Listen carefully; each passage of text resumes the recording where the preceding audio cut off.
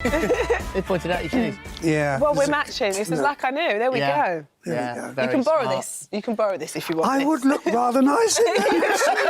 You would. I'll lend it to you. So Rod joins us now, and it's so lovely to have you here. It's funny, actually. I was thinking as we were doing the intros throughout the show. So Rod Stewart, 73, 74th birthday next year. Does age mean anything to you at all? Because you look about 50. Yeah. Oh, come on. You do. You do. The only thing that's is the old knees can't play football like they used to. In fact, I've had a lot of trouble with this right knee. In fact, I did about 6 or 7 shows in America, one of those leg casts. I remember seeing you big foot, yeah, which was a novelty for 5 or 10 minutes. And it really started getting on my nerves because it was stopping some of my finer dance moves. But, playing football with the kids is what I miss. But I'll be back soon. Yeah. There you go. We've got the we've got the album, and it's so lovely to see it on vinyl. Big double album. Yeah. And number one, the 9th number one. That must have that for you must have been a real treat. Oh yeah, especially in your own country. This is where I wanted the number one. I didn't really care about anybody else, not to be disrespectful, but at home. I live here. Yeah. This is where I was born. To get it here is that recognition from your own people, which is, and it came true. I was really happy, and it's still in the top 20, which I'm pleased to say. Well, I mean, it's also a very personal album because I suppose as you get older, do you think I'm sexy and stuff like that? That was of a particular time. But now, you're much more reflective. You're much more personal in what. Well, I should hope so. About. I mean, I can't write Randy Rod songs anymore. It's all that to come to an end. But yeah, there's one on there which everybody seems to say brings a tear to their eye, and that's a song called Farewell, which was about a good mate of mine. All the way through the 60s, 70s, 80s, and 90s, we were close, and he died about 5 years ago. And, I suppose you should say, well, why did you write the song when he's just passed on? But you have to wait for the right vehicle. Yeah. And just feel the emotions. But that's a good song. Bristol on in May, and sort of big. That's funny. I thought it was Berlin. I think the European bit starts in Berlin. No. Well, that's not relevant. Don't confuse the to us. two. Yeah, don't confuse the two. We're pretty sure it's Bristol. Don't go to Berlin instead.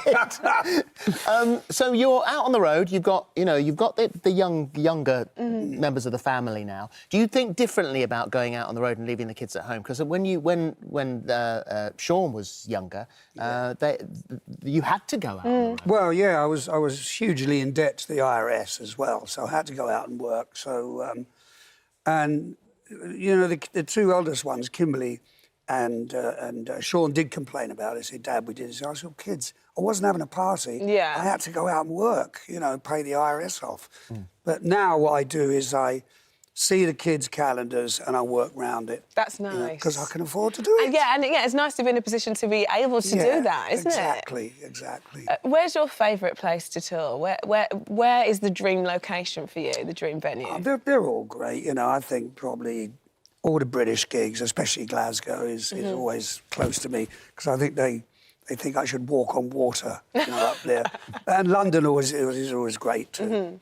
What would be the biggest thrill for you? Would it be the cover of the Rolling Stone or the cover of Model Railroader magazine?